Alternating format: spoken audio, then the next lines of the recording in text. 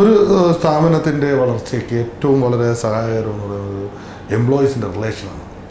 കാരണം താങ്കളും സാറും ഒക്കെ എംപ്ലോയി ആയിരുന്നു, എംപ്ലോയിയിലൂടെ ഒരു എംപ്ലോയർ ആയതാണ്. അപ്പോൾ അവരുടെ റിലേഷൻ എത്രത്തോളം മെയിൻറ്റെയിൻ ചെയ്യാൻ സാധിക്കുന്നു? ഇത് ഏത് ഇൻഡസ്ട്രിയുടെ സക്സസ് എന്ന് പറഞ്ഞാൽ ഒരു ടീം വർക്കാണ്. ആ ഇൻഡസ്ട്രിയായിട്ട് ബന്ധപ്പെട്ടിട്ടുള്ള എല്ലാവരുടെയും ടീം വർക്ക് തീർച്ചയായിട്ടും വേണം. ഇപ്പം നമ്മൾ മുകളിൽ ഡയറക്ഷൻ കൊടുക്കുന്നു, നമ്മൾ പ്ലാൻ ചെയ്യുന്നു. ഈ പറഞ്ഞ നമ്മുടെ പീരീഡ് ഡെലിവറി പീരീഡിനാണ് കൊടുക്കാനായിട്ട് നമ്മൾ പ്ലാൻ ചെയ്യുന്നു. നമ്മൾ അതിനനുസരിച്ച് എല്ലാ സെറ്റിങ്സും നടത്തി കൊടുക്കുന്നു. പിന്നെ നമ്മുടെ പ്ലാന്റിൽ അവരുടെ വർക്കേഴ്സിൻ്റെ ഭാഗത്തു നിന്ന് നമ്മൾക്ക് അതിനനുസരിച്ചുള്ള കോപ്പറേഷനും സ്പീഡും ഉണ്ടായിരിക്കും. അത് നമ്മൾ അവരുടെ വർക്ക് ഫോളോ അപ്പ് ചെയ്ത് അവരെ കൂടെ നിന്ന് അവരുണ്ട്.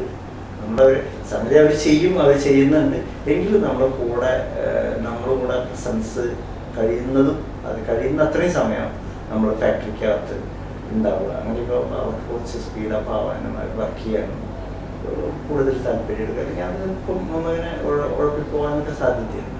നമ്മൾ ഫുൾ ടൈം ഇൻവോൾവ് ആണ്. കാരണം എന്ന് വെച്ചാൽ കാര്യങ്ങൾ ഓടി നടന്ന കാര്യങ്ങൾ ചെയ്തു. ഇതിൻ്റെ മാർക്കറ്റിംഗ് സ്ട്രാറ്റജി എങ്ങനെയാണ് സുമാർ സാറിലൂടെ? മാർക്കറ്റിംഗ് ഞങ്ങൾ നോർമലായിട്ട് ഇതിൻ്റെ മാർക്കറ്റിംഗ് പോണത് ഇത് എല്ലാ ഇൻഡസ്ട്രിയിലും ലിങ്ക് ഉണ്ട്. ഇപ്പോൾ എനിക്ക് തോന്നുന്നു എൻ്റെ അറിവിൽ ഓൾ ഓവർ ഇന്ത്യയിൽ കെമിക്കൽ ഇൻഡസ്ട്രിയിൽ ഏറ്റവും കൂടുതൽ ബേസ് നടത്താറുണ്ട്. ഇപ്പോൾ ഞങ്ങളിപ്പോൾ കൽക്കട്ടയിൽ പല സ്ഥലങ്ങളിലും ഞാൻ പോകാറുണ്ട്. അപ്പോൾ അവിടെ പോയി അവിടെ എല്ലാവരും മെയിൻ ഒരു ഇതായി ഓൾറെഡി വരുന്നത് ഈ മാനുഫാക്ചറിങ് ലെവലായാലും പ്രൊഡക്റ്റ് ലെവലായാലും അഹമ്മദാബാദാണ് ഇപ്പോൾ വരുന്നത്. എന്ത് ആവശ്യമുണ്ടെങ്കിലും അവർ അഹമ്മദാബാദത്തെ ഡയറക്റ്റ് അല്ലെങ്കിൽ അഹമ്മദാബാദിൽ വന്ന് അന്വേഷിക്കുന്നു. ആരൊക്കെ മിഷനറീസ് ഉണ്ടാക്കണം, എന്തൊക്കെ മിഷനറീസ് ഉണ്ടാക്കണം, ആരൊക്കെയാണ്. അപ്പോൾ എല്ലാ ഇപ്പോൾ ഡൈസ് ഇൻഡസ്ട്രി, കെമിക്കൽ ഇൻഡസ്ട്രി എന്തായാലും എല്ലാവരും അവരുടെ ലിങ്ക് ഉണ്ട്. ആ ലിങ്ക് അനുസരിച്ചാണ് ഇത് പോകുന്നത്. അപ്പോൾ ഇത്ര വലിയ എക്യുപ്മെന്റ് അവരെടുക്കുമ്പോൾ ഇപ്പോൾ ഞങ്ങൾ മാർക്കറ്റിംഗ് ചെയ്യുന്നത് ഏറ്റവും കൂടുതൽ വയർ പേപ്പർ, ഇന്റർനെറ്റ്, അങ്ങനെ എല്ലാ ബുക്സുകളും ഞങ്ങൾക്ക് അതുണ്ട്. എല്ലാ കെമിക്കൽ ഇൻഡസ്ട്രി, ഫാർമ ഇൻഡസ്ട്രി എല്ലാം ഞങ്ങൾ കൊടുക്കുന്നുണ്ട്. അപ്പോൾ അത് കൂടാതെ തന്നെ ഏറ്റവും കൂടുതൽ മെയിൻ മാർക്കറ്റിംഗ്, ഇന്ത്യൻ ലെവലിലുള്ള മാർക്കറ്റിംഗ് എന്ന് വെച്ചിട്ടുണ്ടെങ്കിൽ ഇപ്പോൾ ഞാനൊരു പ്രൊഡക്റ്റ് എടുത്തു. അപ്പോൾ ഞാനൊരു പ്രൊഡക്റ്റ് ഇപ്പോൾ ഡൈസ് ഉണ്ടാക്കുന്ന ഞാനൊരു വ്യക്തിയാണെന്ന് വെച്ചിട്ടുണ്ടെങ്കിൽ എൻ്റെതായ പല ആൾക്കാരുണ്ട്. അപ്പോൾ സാറിന് ഒരു എക്യുപ്മെന്റ് എടുക്കണമെന്ന് വെച്ചിട്ടുണ്ടെങ്കിൽ ഇപ്പം എന്നോട് ചോദിക്കും ഏതാ ബെറ്റർ എക്യുപ്മെന്റ്, ആരെയാ നല്ലത്, ആരെ വില കുറച്ച് തരുന്നത്, ആരെ ഡെലിവറി ടൈം, ബാക്കിയുള്ള ക്വാളിറ്റി നല്ലത്. അപ്പോൾ ആ സജഷനാണ് ഇപ്പോഴത്തെ മെയിൻ മാർക്കറ്റിംഗ്. കാരണം മാർക്കറ്റിംഗിൽ ഏറ്റവും ഒരു കെയർ ഓഫ് ഒരാൾ പറയുന്ന ഒരു ഗുഡ് വിൽ. കാരണം നമ്മൾ ഒരാളെ കുറിച്ച് റെഫറൻസ് കൊടുക്കുന്നതാണ് ഇന്നത്തെ മാർക്കറ്റ്. സിമ്പിൾ ആയിട്ട് നമ്മൾ ഒരു ടി വി വാങ്ങിച്ചു കഴിഞ്ഞാൽ ടി വി ശരിക്കും തീർച്ചയായും സാറ് പറഞ്ഞത് ശരിയാണ്. കാരണം നമ്മൾ ചോദിക്കും ആ ടി വി ആരുടെയാണ്, അത് ആ ടി വി നന്നായി വാങ്ങിച്ചിട്ട് അതിൽ മെയിൻ്റെനൻസ് വല്ലതുണ്ട്, ക്ലിയറൻസ് അങ്ങനെ. അപ്പോൾ അത് എന്നാൽ ഞാൻ എനിക്ക് അത് തന്നെ വാങ്ങിച്ചാൽ മതി. അങ്ങനെ ആ സ്ട്രാറ്റജിയാണ് ഇപ്പോൾ നടക്കുന്നത് കംപ്ലീറ്റ്. ഞാൻ റിസ്ക് എടുക്കേണ്ട ആവശ്യം വരുന്നില്ല അവർക്ക്. ഒരു പുതിയ പാർട്ടീനെ കണ്ട് അവരായിട്ട് കൺഫേം ചെയ്ത് കഴിഞ്ഞാൽ അവർക്ക് അത് സ്റ്റാർട്ട് ചെയ്യുന്നവരെ അവർക്കൊരു മെന്റൽ ടെൻഷനാണ്. ഇതാകുമ്പോൾ അവർക്ക് അതിൻ്റെ ആവശ്യമില്ല. ഇതാണ് ഇപ്പോൾ നടക്കുന്നത്. മെയിൻ മാർക്കറ്റിംഗ് ഇപ്പോൾ ഈ ലെവലിലാണ് നടക്കുന്നത്. അപ്പോൾ ആ ലെവലിൽ നടക്കണമെന്ന് വെച്ചിട്ടുണ്ടെങ്കിൽ ഞാൻ സാറിന് പ്ലാൻ തന്നു കഴിഞ്ഞാൽ അതിൻ്റെ പെർഫോമൻസ് ഓക്കെ, ഞങ്ങൾ കൊടുക്കുന്ന സർവീസ് ഓക്കെ, ഇത് രണ്ടും ഓക്കെ ആണെങ്കിൽ മാത്രമാണ് സാറ് മറ്റുള്ള ആൾക്കാർക്ക് പറയാനുള്ള ഇത് ഓക്കെ നിങ്ങൾ ഈ ആളായിരുന്നു വാങ്ങിച്ചാൽ മതി എന്നുള്ള ഒരു മാർക്കറ്റിംഗ് ഏറ്റവും കൂടുതൽ ഞാൻ കണ്ടു തരുന്നത്. എത്രത്തോളമാണ് സാറിൻ്റെ കസ്റ്റമറും ഈ 20 വർഷക്കാലമായി? എൻ്റെ അറിവിൽ എനിക്കൊരു 85% എൻ്റെ ഓർഡർ ഫാക്ടറിയിൽ വന്നിരുന്ന ഈ കസ്റ്റമർക്കാണ്. അപ്പോൾ അത്രയും മാത്രം നല്ല ഒരു കസ്റ്റമറുമായിട്ട് നല്ല റിലേഷൻ. ഇപ്പോൾ സാധാരണ ഇപ്പോൾ ഞങ്ങളൊരു പ്രൊഡക്റ്റ് കൊടുക്കാറും ഒരു മാസം 2 മാസം ഒരു ഇതില്ലെങ്കിൽ 2 മാസം കഴിഞ്ഞ് വിളിച്ച് ചോദിക്കുക പല പ്രൊഡക്റ്റ് ഇങ്ങനെ നടക്കുന്നു, കുഴപ്പമൊന്നുമില്ല, എന്തെങ്കിലും ആവശ്യമുണ്ടോ. അപ്പോൾ അതൊക്കെ വലിയൊരു ഗുഡ് വില്ലാണ്. അതൊക്കെ കാരണം നമ്മൾ അവരുമായിട്ടൊരു ഫീഡ്ബാക്ക് ചെയ്യും. ഇപ്പോൾ വട്ടുകയറ്റിലും കൂടുതൽ റിലേഷൻ എൻ്റെ അംഗ്ലേസറിലാണ്. ഏഷ്യയിലത്തെ ഏറ്റവും വലിയ ഇൻഡസ്ട്രിയൽ ഏരിയ അംഗ്ലേസറാണ്.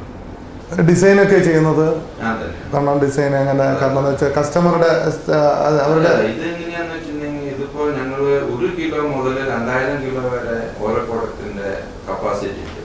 അപ്പോൾ പല പ്രൊഡക്റ്റുകളാണ്. ഇപ്പോൾ ഡൈസിന് കൊടുക്കുന്നത് അത് വേറെ ഡിസൈനാണ്, മിൽക്കിന് കൊടുക്കുന്നത് വേറെ ഡിസൈനാണ്, ഹെർബലിന് കൊടുക്കുന്നത് വേറെ ഡിസൈനാണ്, സിറാമിക്കിന് വേറെ ഡിസൈനാണ്. അപ്പോൾ അത് പ്രൊഡക്റ്റ് വൈസ് ആണ്.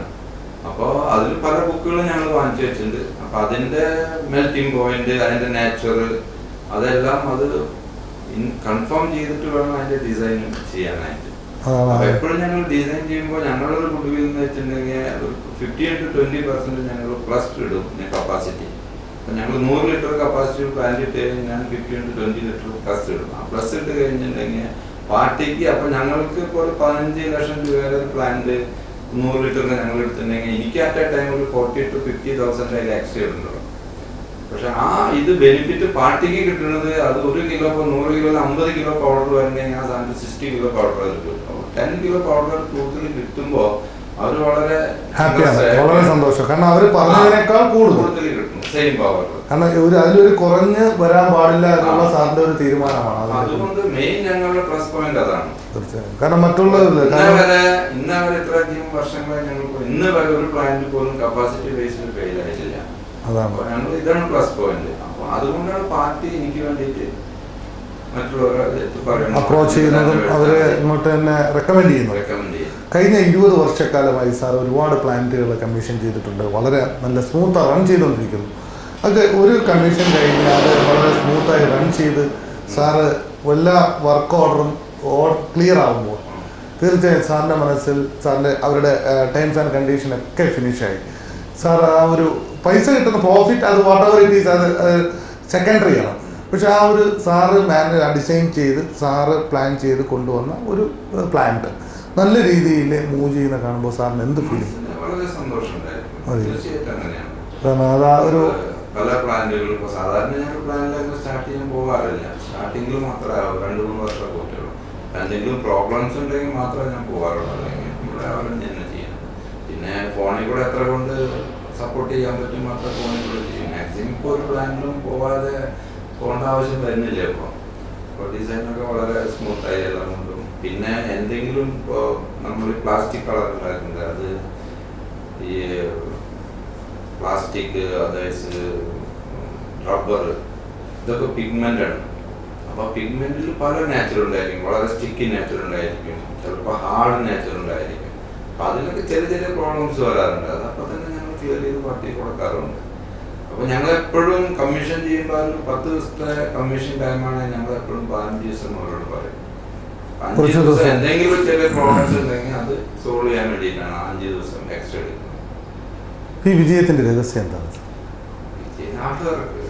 കഠിനാധ്വാനം തന്നെ. ചില സമയങ്ങളിൽ ഉറങ്ങാന്ന് പറയുന്നത് ചിലപ്പോ 3-4 മണിക്കൂറൊക്കെ ഉണ്ടാവും. ഉറങ്ങല്ല, റെസ്റ്റ് എന്ന് പറയുന്നത്. ഉറക്കവും റെസ്റ്റും കൂടി ആണേട്ട് ഹെൽത്ത്. പിന്നെ ഞങ്ങൾ കുറച്ച് പിന്നോട്ട് വന്നാൽ പിന്നെ കുറെയൊക്കെ ഞാൻ ഫ്രീ ചെയ്യും. മറ്റത് രാവിലെ 8:30 വന്നു കഴിഞ്ഞാൽ രാത്രി എപ്പോഴെത്താന്ന് നോക്കുന്നില്ല. ഒരു കൺഫർമേഷൻ. സാറിന്റെ ഫാമിലിയെ കുറിച്ചൊന്ന്, സാറിന്റെ ആദ്യം മാതാപിതാക്കളെ കുറിച്ചൊന്ന് പറയുക. ആദ്യം കൃഷിക്കാരായിരുന്നു. ഒരു കൃഷിക്കാരൻ്റെ മകനായിട്ടായിരുന്നു ജനനം അല്ലേ സാർ? കാരണം ഒരു ഓഫീസോ അങ്ങനെ ഒരു ഇതോ ഒരു വ്യവസായം ചെയ്യണമെന്നോ അങ്ങനെയുള്ള ഒരു ഫാമിലി ആരുമില്ല. വ്യവസായത്തിൽ ഇപ്പൊ സാധാരണ മലയാളികൾ എന്ന് പറഞ്ഞാൽ ഞങ്ങൾ വന്ന സമയത്തൊക്കെ ഒരാൾ വ്യവസായത്തിനെ പറ്റി ചിന്തിച്ചിട്ട് പോലുമില്ല, ഞാനടക്കം. അപ്പൊ അന്ന് വെച്ചിട്ടുണ്ടെങ്കിൽ എല്ലാവർക്കും സർവീസ് ചെയ്യണം, വെൽ സെറ്റിൽ ആവണം, ആ ഒരു ചിന്ത മാത്രമേ എപ്പോഴും ഉണ്ടായിരുന്നുള്ളൂ. പക്ഷെ ഞങ്ങളൊക്കെ ഇവിടെ വന്നാൽ പിന്നെ പല ആൾക്കാർ അതിനെപ്പറ്റി ചിന്തിച്ചു തുടങ്ങി. ഇപ്പൊ ഒരുവിധം ആൾക്കാർ മലയാളികൾ ഒരുപാട് പേര് ആൾക്കാർ ഇപ്പൊ ബാക്കിയുള്ള പണിക്ക് അവര് നേരെ വരുന്നത് വ്യവസായത്തിലേക്കാണെന്ന് തോന്നുന്നു. മലയാളികളാണെന്ന് തോന്നുന്നു. ഇപ്പൊ ഞാൻ നോക്കുമ്പോൾ ഇപ്പൊ നാട്ടിൽ നിന്ന് ആരും ജോലിക്ക് വേണ്ടിയിട്ട് ഇപ്പൊ ആരും എനിക്ക് 10% പോലും ആൾക്കാർ വരുന്നില്ല നാട്ടിൽ. മറ്റേത് ഒരുപാട് മലയാളീസ് ഇവിടെ വരാറുണ്ടായിരുന്നു. ഇപ്പൊ കുറവാണ്. ഇപ്പൊ ഇല്ലാന്ന് തന്നെ പറയാം, അത്രയ്ക്ക് കുറഞ്ഞു.